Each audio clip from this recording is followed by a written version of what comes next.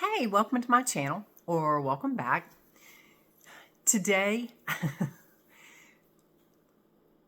my message is it's kind of scattered in my brain, but I'm sure it will come together as I speak to you because there's so much going on. There a bunch of people are feeling a shift, sensing a shift, asking me what's going on. It's real. I mean, with last week, look at what happened last week. I think it was last week. Yeah. You had the 9/9 portal. Charlie Kirk got shot and killed. And then you had 9/11. Back to back. 1, 2, 3 days. And I just heard third strike, you're out. We've heard about the timeline splits, the trains parting, the whole bit. The people with the 9/9 was like the ending of a cycle. Let go of what no longer serves you. Then you had Charlie getting shot in a senseless, cold-hearted act of hate. And then you had 9/11, which most of us know that, again, was a senseless, cold-hearted act of hate by our government, the United States government, the corruption, not somebody else. So anyway, all of that is shining the light on the fact that we as light workers really need, this is the time to stay centered, to stay grounded, to stay in a place of love and light. Because with the way that so many people, yes, are in sadness and sorrow at the death of Charlie Kirk, you also have people that are cheering the fact that it happened from a place of just vile disdain. Those people are on a completely different timeline. They're on a completely different train. And that is where it's like when you are that far removed from reality, when you are from the reality of love and light, you're in your own reality and at that point, yes, but you are not in love. When you are that far removed, it is harder to leave that train and jump onto the train of love. There are people that are seeing that behavior and they're like, no, I don't want to be part of that. That's not my reality. That's not even human. That's not even okay for somebody to act like that at the death of someone else. And they're leaving that train. For us that are on the train of love, the timeline of love, the reality of love, it's like the image that I had the other day with Jesus. Standing there with open arms, just welcoming them onto this train, not from a place of judgment, not from a place of, well, I told you so, or it's about frickin' time. None of that. Because that's not the train of, that's not love. That's still ego. Our job is to welcome them with love and acceptance and gratitude. Everything happens for a reason. You know, even, God bless his soul, Charlie being killed. Again, yes, it is horrific. Yes, it is a bad thing. When you look at the bigger picture, look how many people are waking up. He chose to accept that responsibility, that position, that role in this existence. As messed up as that sounds like to your human mind, to your ego, to your what we've been told, he accepted that. And look at the good that is coming of it, will continue to come from it. There will continue to be people that choose the negative timeline, the negative train, the train of hate and anger and blame and victimhood and all of those things. That train, you can't stop that train. You can't control that train. You can't, just don't even judge that train. It is what it is. It is a choice they've made to be on that train. They have the same choice that we had of getting on, because we were all on a train of that existence at some point. We chose to get off because that's not love. Your soul wants to get back to love. Your soul only knows love. Your soul at this point is, I don't want to say is taking over,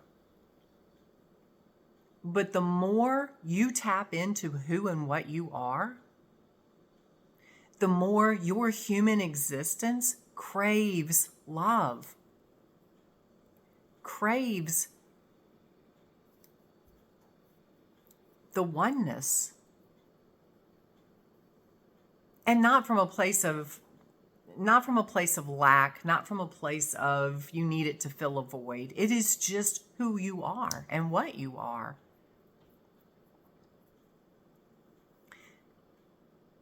The trains are much further apart.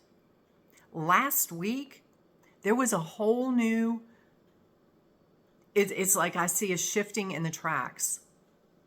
There was an even bigger break in the tracks where the train of love took a harder turn to the left or to the right. No, we're not going there. The train of love took a harder turn to the right. The train of hate and vile and disdain and all of those things took a harder turn to the left. Red pill, blue pill. Positive, negative. Good, bad. You call it whatever you want to call it.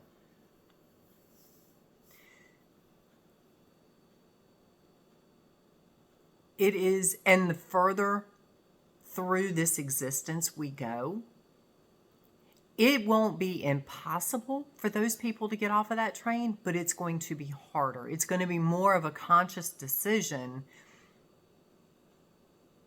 because they're further away. These people that are cheering Charlie's death and have absolutely no sympathy or compassion for his wife and kids or anybody else that was impacted by this, people that were friends of his, they are so far removed, like I said, from love. They don't even love themselves. And I saw something the other day, and it makes perfect sense because in the last couple weeks, I've had people reach out to me because there are negative entities still. It is like they are bubbling up. The negative entities are bubbling up. They're looking for, it's their last hurrah. They're looking for something they can attach to. They are attaching to these people on the train of hate. Remember the sandbox? God's sandbox? The sandbox of love, the sandbox of hate. That's the sandbox of hate. That is Satan's box. That is the negative entity's box. They are here to help perpetuate that situation. When you are that consumed with hate and anger and disdain for humanity, for yourself, for everything, those demons, those angels, it's their field day.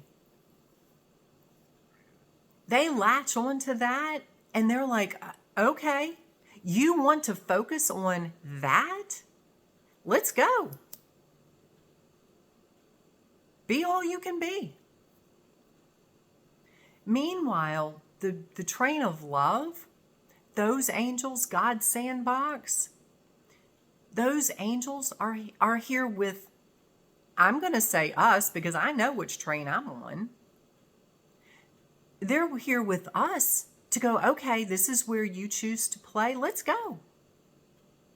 And they perpetuate more positivity, more abundance, more love, more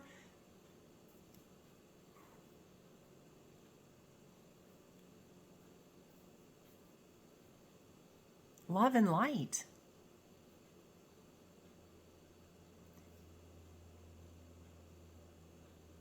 You always have a choice. You always have a choice.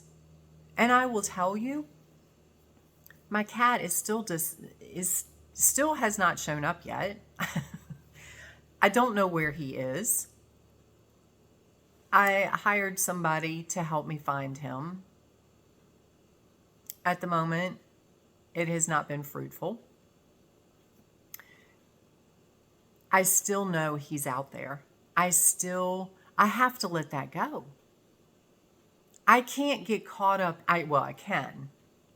If I get caught up in fear and worry and, oh my God, where is he? And I start stressing over it, it's not going to give me a clear head. It's not going to give me the clarity that I need to follow my guidance. I'm going to block that. So therefore, if a thought comes in, if I'm guided or directed into a place to go look for him, if I'm in fear and worry, it's not going to happen. I'm not going to get it. I'm not going to receive the message. Does it make me happy that he's missing? No. I have no idea. My husband and I have searched everywhere. He just vanished. Is the only thing I know. I have to let that go. And trust that he will be home. He was just going to come bebopping back on across the yard or show up at my doorstep or something in some way, shape, or form. It's not for me to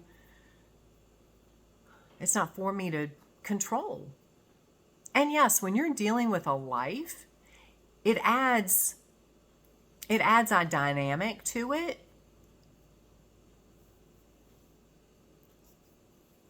But again,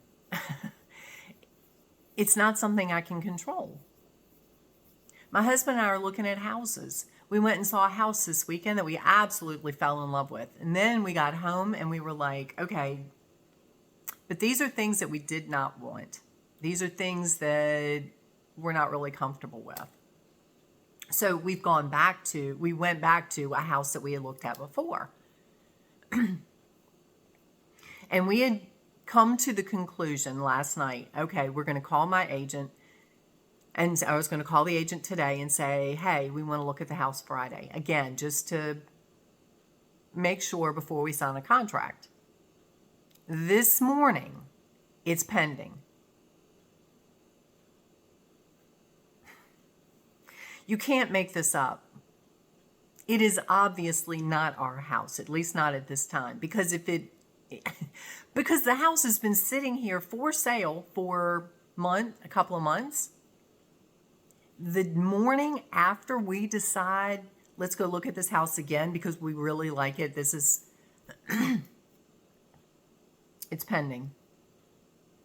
It is the universe's way of saying, you know what, no, I have something better for you. Trust, just let go and trust the process. And like my husband said, that one kind of hurt.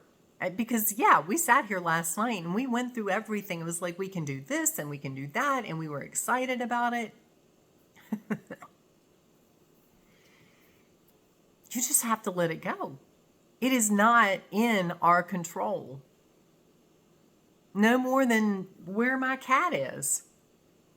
No more than these people running amok, acting like completely inhumane. That is not in your control. Don't give it energy.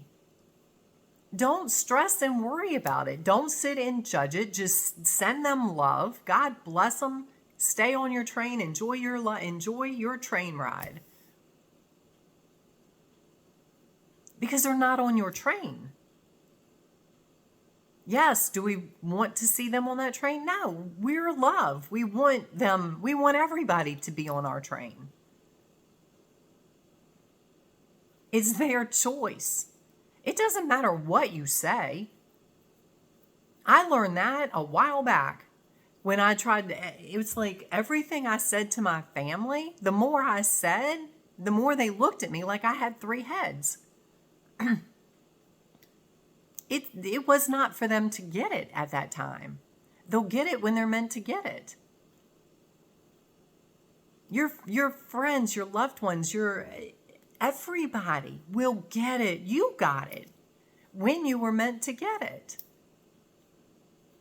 Again, the only thing you control is your thoughts and your actions. That's it. You have to let everything else go. And that is, again, last week, with the culmination of those 3 things, 3 days in a row, there were 3 extremely powerful, energy shifting moments.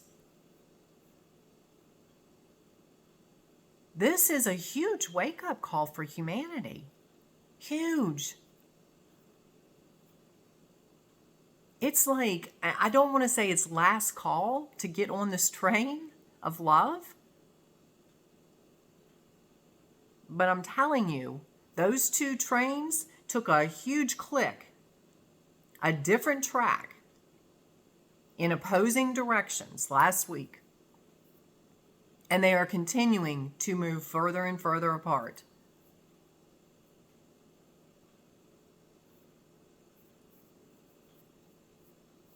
So, I love you guys. I want everybody on the train of love. Is it for me? Oh, and yesterday, I was watching a lady, and I'm just going to tell you this because I won't say it broke my heart, but it was sad.